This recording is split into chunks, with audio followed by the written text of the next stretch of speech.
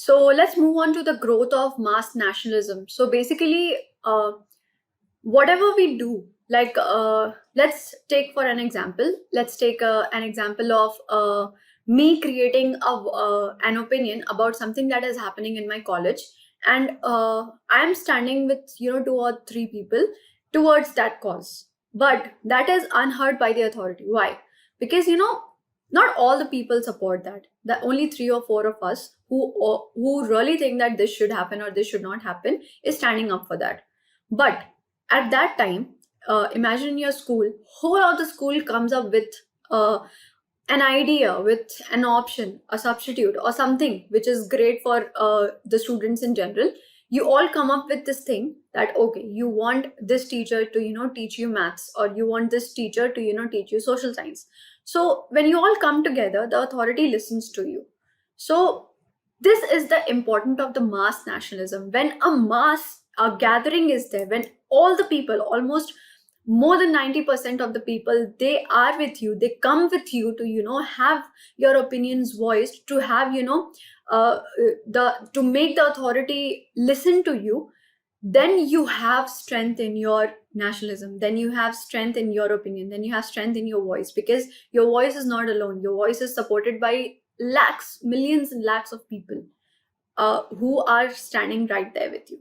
So that is a very important phase in the history of our independence struggle, the growth of mass nationalism. It basically says that whole of our country, the people from all over the country, they came together for this cause for independence. Imagine what kind of scenario that would have been, that all country coming together for a great thing that was about to happen. Let's see what's in there. Impact of World War One. Now we are seeing the causes of why the countrymen, of why the people of India during that time, because that time people were getting aware, but they were not getting aware to that level that they would come and join you in your movement. They were still, in a 50-50 position, like, okay, we should go or we should not go. So let's see what were the causes that, made them sure that, okay, we have to go. That is, first is impact of the First World War. So we have seen in the earlier chapters as well that what impact did the First World War had. While industries boomed as a result of increased demand, villages were pressurized to supply soldiers for the imperialist army. So basically, they did not have a say. The soldiers that were getting, forced to join the army, they did not have a say in that. And when those soldiers, they went to, the foreign land, when they, fought the British wars for the Britishers, they came across many of the notions, they came across many of the opinion, and when they came back enlightened, they came back to see that their country was colonized by this huge power and it was so wrong. So they had this idea. When they came back, they had this idea that whatever has been happening to us is not good, whatever has been happening to us should not happen. So that is the one of the causes that happened. The forceful entry of the Indian soldiers into the British Army for the First World War created a very, very radical opinion towards the mind of the Indians, who were forced. And obviously, when they came back, they also made their families aware that, okay, this has been happening and this is not correct way, because we have seen things that has been happening.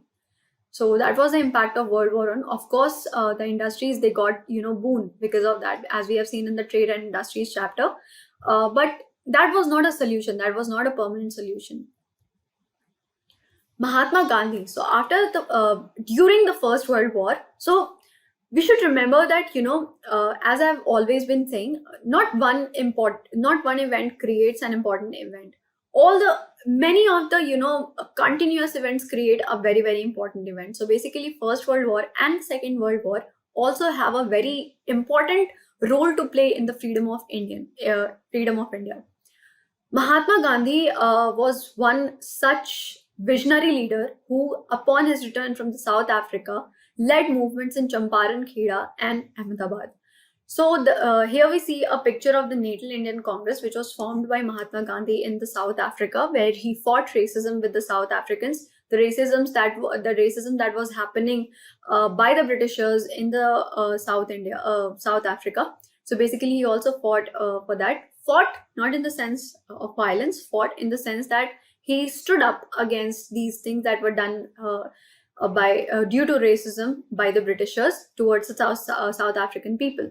So he took up his non-violent techniques and he stood up there and he succeeded. So when he came back as a visionary leader, as he was, and as a leader with great eye for what was going to happen in the future. He was also very, very educated. He was a barrister from profession. So he knew that in order to connect with the people, in order to actually mass mobilize the people into thinking that okay, we need freedom for our country, that is important, that has become important, and we will not gain it on one fine day. We'll have to struggle for it. So for that we needed mass, and the mass comes first. He went on to all the villages, and he just went to discover and to know about his country. He went to villages throughout India. Then he went to see the ideologies of the people, what they were thinking about the British Raj, and what they had in their mind towards the freedom struggle. So he, wherever he went, he tried to gain the ideologies of the people, and he tried to have a perception and mobilize them. His first step can be attributed towards Champaran, Kheda, and Ahmedabad movements. So he led these movements. All these movements are very, very important. With the help of Rajendra Prasad, he led the Champaran movement with the peasants. So all these movements, involved peasants. Peasants were very, very dissatisfied with what was happening, with what the Britishers were doing for their cultivation, and that is why they thought that Mahatma Gandhi could really help them. So Mahatma Gandhi, he went to all these places and he actually helped people. He voiced their demands for them to the Britishers, and the Britishers, they had to urge to his demands. So this was not for one thing. People throughout the world, they were now gaining this opinion about Mahatma Gandhi, that okay, wherever he steps, he makes that thing possible. So they took his name, they used his name to for showing their dissent towards something, for showing their dissatisfaction towards something. Many of the people, they also used the way that was not his ideal form of way. Like he obviously idolized the non-violent way, but they used violent way in the name of Mahatma Gandhi. So basically that was his impact during that time. That is why he has been attributed to this name Mahatma, because people they really connected to him. They really thought that he was their messiah who has come to help them to get out of this tragedy. So that is why he is contributed with many of the things. The Rowlatt Satyagraha. Gandhiji asked the people to observe 6 April 1919 as the day of non-violent opposition to the Rowlatt Act, the first all-India struggle against the British government. So why this Rowlatt Satyagraha was very, very important in our Indian history is because it also symbolized the first all-India struggle against the British government. So all of the Indians, they came together for the first time in history to show their dissent towards something that has been imposed by the Britishers. Of course, we know what the Rowlatt Act is. Obviously, this movement was also a very, very non-violent movement, because Gandhiji, he idolized the non-violent thing. He had this thing that violence only creates ruckus, and by violence we will not be able to have the things that we actually want. So he vehemently went for the non-violence process, and this Rowlatt Satyagraha marked the first mass gathering of the India for showing dissent towards the British government. Jallianwala Bagh incident. So we all know what a tragic Jallianwala Bagh incident was. Led by General Dyer, the Jallianwala Bagh massacre took place on 13th April 1919, a very, very black day, when peaceful satyagrahis had gathered to protest the arrest of nationalist leaders. So 2 leaders, they were arrested by the police in opposing. Basically, they were opposing. So General Dyer, he ordered this massacre because 2 of the people, two pro-nationalist people were arrested. Dr. Saifuddin Kichlu was one of those people. and one other person, which of which the name I'm forgetting. These two people, please look up the other person. This is really important for, and it will also help you in the competitive exams if you are, thinking about doing that. So two of these people, they were, protesting against the Rowlatt Act. I had not explained Rowlatt Act in the earlier slide. Rowlatt Act gave police, the British police, the power to arrest anyone without any reason. So obviously that is a very, draconian power in the hands of British administration to, just arrest anyone they would like. So they were very peacefully protesting against the Rowlatt Act, and these people, they were protesting against the arrest of those two people who were protesting against the Rowlatt Act. General Dyer, he came and he ordered a full ammunition, firing on these people, these hundreds of people that were, peacefully sitting there protesting at the Jallianwala Bagh. And all of them, they died. So, basically he said not to stop until their ammunitions were finished. So those walls, they still have these bullet holes, and that would, make any Indians, give any Indians goosebumps. So, it was a very, very tragic incident towards in the history of India, and throughout the world, the Britishers, they received criticism for this act.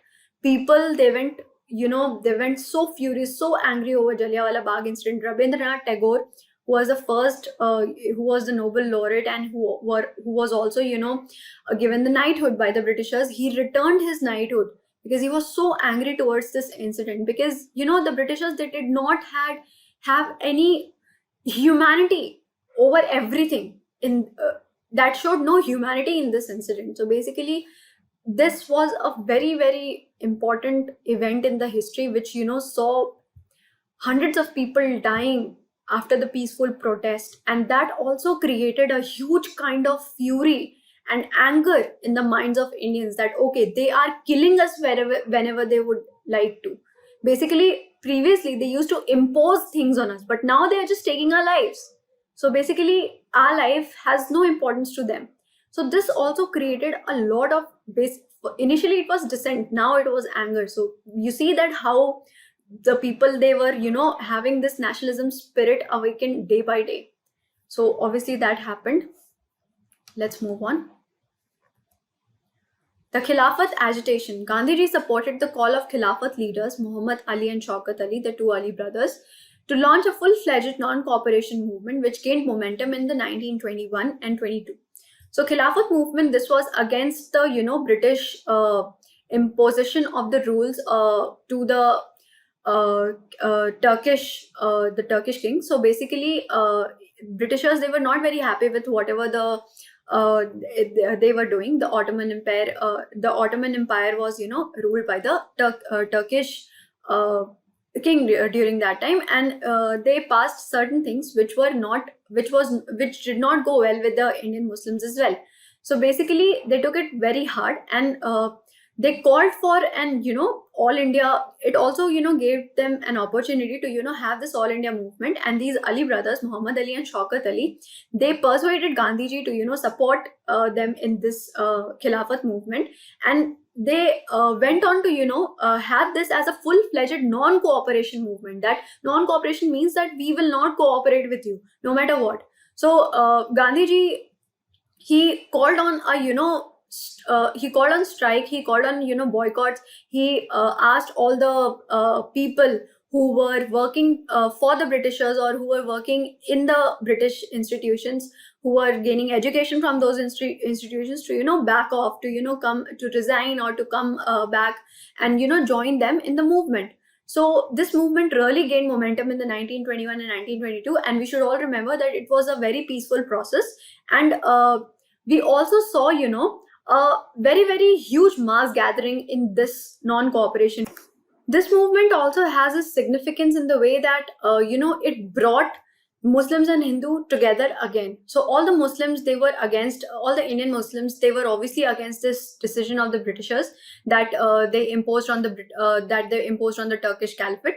So basically, they were very, very against. And Gandhiji saw this as an opportunity to, create a mass movement against the Britishers, to, show them that, okay, now it's getting, more than enough for you. So that is why this movement also has a significance in that area as well.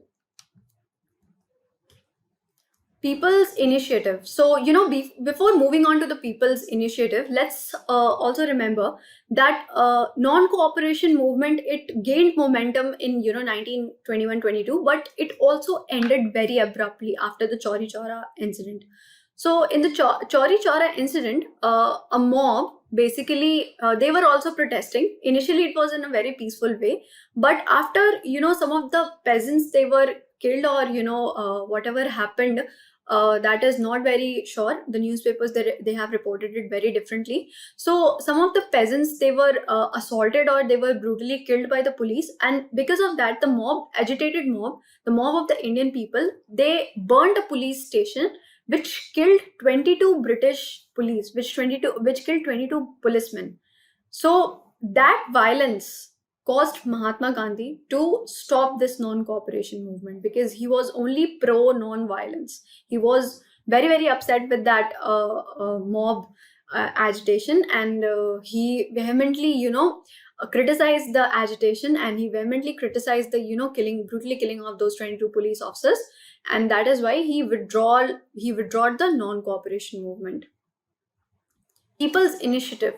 Kheda Satyagraha picketing. Kheda Satyagraha was also a kind of satyagraha where these people, the peasants, they came together to form to show the dissent towards the Britishers, the laws that were imposed to these people, the revenues that were put to them. They demanded a less revenue. Also, there was this thing in Kheda Satyagraha.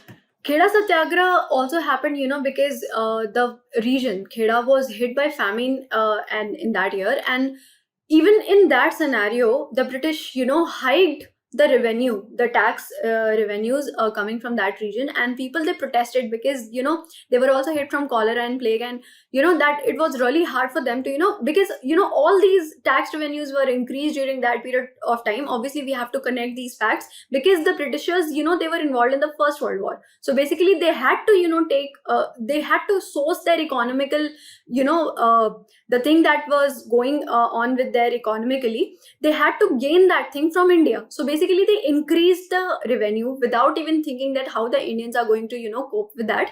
They increased the revenue of all these places tremendously, and the peasants, they were supposed to pay for that. So along with Gandhiji, these people in this peasants and all the people in Kheda, they came up for the satyagraha, and they, of course, the British had to sort to their demands, and obviously they reduced the taxes after this. Picketing of liquor shop. This picketing means that you you target a shop, and then you just form a mass, and then you sit there and you prohibit the entry of others. So basically, the business of the shop runs down. So picketing of liquor shops was there.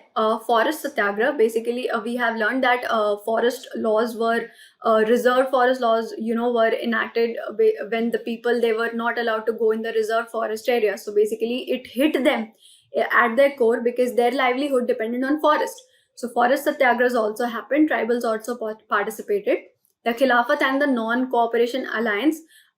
This we have just read about, that Khilafat movement was the initiator of the first non-cooperation movement, which happened in a mass gathering form.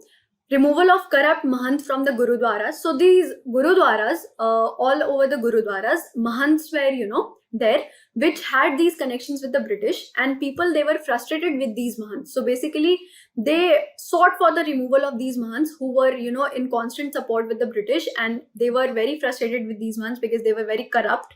They used to take money from people, and they were very, very agitated towards the attitude of these Mahants. Plantation laborers protest in Assam.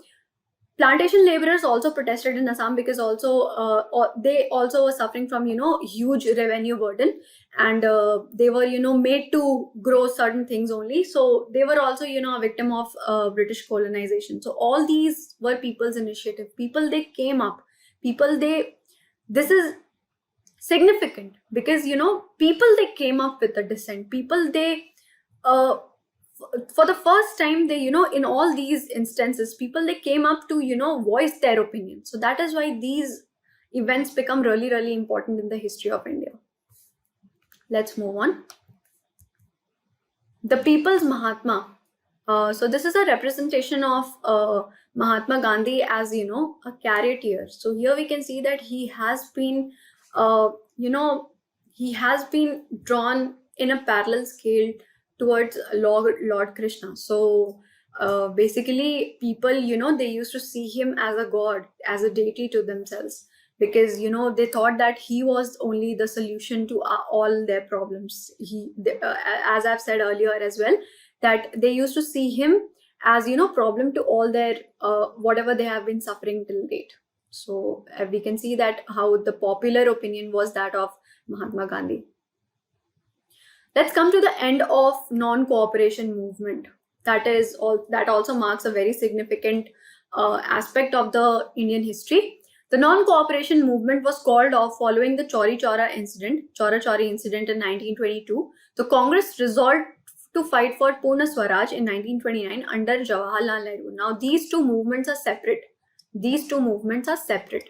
Chauri Chaura incident, I told in the previous slide that it happened because a police station was burned with 22 persons in them, killing those 22 persons. So basically, the non-cooperation movement was called off by Gandhiji because violence happened, and he was strictly against any means of violence used for the purpose of our Swaraj. The Congress resolved to, now initially it was Swaraj. What we had been propagating till now was Swaraj until 1929. In 1929, what happened that we had to go for Purna Swaraj? So Lala Lajpat Rai. Lala Lajpat Rai, he was killed. He was killed in 1929 in Lahore while protesting towards the Britishers, to the Britishers for some act. And after his death, a lot of incidents occurred, one of which was the demand for Purna Swaraj in 1929, which came from Jawaharlal Nehru in the Lahore session. So this also was very important because till now we were like, okay, we must have Swaraj, but now we wanted complete independence. We wanted Purna Swaraj. We wanted nothing to do with the Britishers. So that was really, really important. That is, you know, marked as a very, very great event in the history.